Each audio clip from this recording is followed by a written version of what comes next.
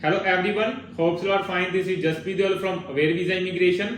आज की ये जो वीडियो है वो कनाडा की किसी भी अपडेट के ऊपर नहीं है। ये वीडियो उन सभी स्टूडेंट की लाइफ से रिलेटेड है जो कनाडा में फर्दर स्टडी करने के लिए मूव होने का सोच रहे हैं।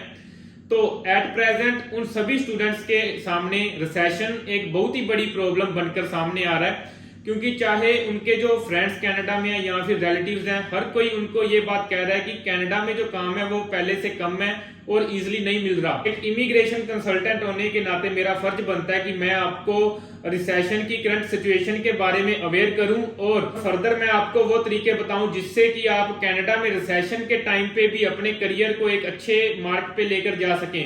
तो जो भी स्टूडेंट कनाडा में स्टडी करने के लिए मूव ऑन करने जा रहे हैं, उनके लिए पार्ट टाइम जॉब करना बहुत ही मैंडेटरी है, क्योंकि एज अ स्टूडेंट उनको वहां पे जो लिविंग एक्सपेंस है वो भी मैनेज करने होते हैं और फर्दर नेक्स्ट ईयर की जो फीस है वो भी मैनेज करनी होती है। अगर स्टूडेंट्स वहां पे पार्ट टाइम जॉब्स नहीं करेंगे तो अपनी जो फीस है वो इजिली नहीं निकाल पाएंगे और मोस्टली स्टूडेंट्स के जो पेरेंट्स है वो इस चीज के कैपेबल नहीं होते कि वो फर्दर नेक्स्ट ईयर की फीस भी पीछे से भेज सकें।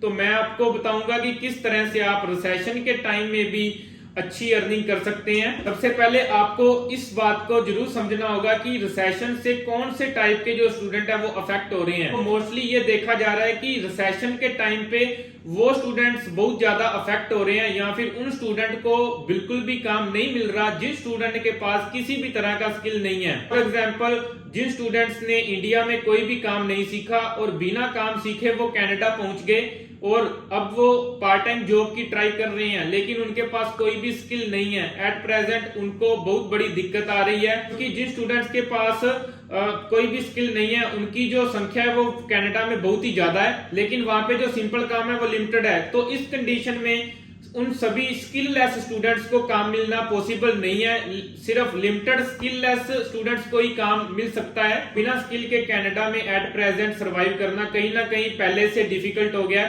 पहले ऐसा था कि पहले कनाडा में रिसेशन नहीं था और रश भी बहुत कम था, जिस वजह से जिन स्टूडेंट्स के पास स्किल नहीं होता था उन स्टूडेंट्स को भी बहुत ही अच्छा काम मिलता था और अच्छी अर्निंग होती थी। वो अपने एक्सपेंसेस इजिली मैनेज कर लेते थे और अपनी जो फीस थी वो भी इजिली निकाल लेते थे। टाइम टू टाइम जो चीजें हैं वो चेंज होती रहती हैं और टाइम टू टाइम आपको भी अपनी जो स्ट्रेटजी है टाइम के अकॉर्डिंग चेंज करनी पड़ती है। इस टाइम पे जिस स्टूडेंट के पास स्किल नहीं है उनको कहीं ना कहीं प्रॉब्लम का सामना करना पड़ रहा है। तो मैं आपको यही रिकमेंड करूंगा कि आप इंडिया से ही कुछ ना कुछ स्किल जरूर सीख कर जाए। रिसेशन के टाइम पे भी ये देखा जा रहा है कि एम्प्लॉयर्स को स्किल्ड वर्कर्स की अभी भी बहुत ज्यादा नीड है। कई एम्प्लॉयर्स ऐसे भी हैं जो अदर कंट्री से skilled workers directly work permit पे हायर कर रहे हैं। तो ये चीज साफ दर्शाता है कि उनको विद इन कनाडा वो स्किल्ड पर्सन्स नहीं मिल रहे, जिनकी वजह से वो आउट ऑफ कनाडा से जो स्किल्ड वर्कर्स हैं उनको हायर कर रहे हैं। आज मैं आपको उन प्रोफेशंस के बारे में बताऊंगा जो आप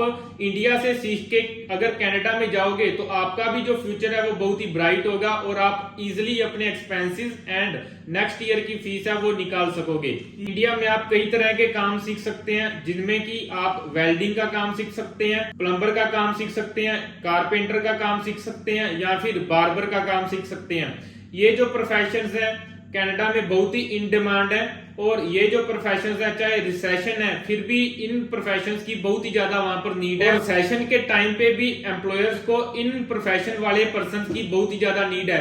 तो अगर आप भी स्टडी वीजा लेके कनाडा मूव होना चाह रहे हैं तो आप अगर इन प्रोफेशंस को इंडिया से सीख कर जाते हैं तो आपका जो फ्यूचर है वो बहुत ही ब्राइट होगा। अगर आपके पास कोई ना कोई स्किल होगा तो आप फ्रीलांस भी वर्क कर सकते हैं। जरूरी नहीं है कि आपने किसी एम्प्लॉयर के अंडर ही काम करना है। स्किल वर्क सीखने का एक और बड़ा बेनिफिट ये भी है कि जो भी स्किल्ड वर्कर्स हैं कनाडा में उनका जो पे रेट है वो सिंपल काम से बहुत ही ज्यादा है। सिंपल वर्क का जो पे रेट है वो मोस्टली जो प्रोविंसेस हैं उसमें 15 to 17 कैट के अराउंड है, लेकिन वहीं पे स्किल्ड वर्कर्स का जो पे रेट है वो 20 कैट से भी ऊपर है।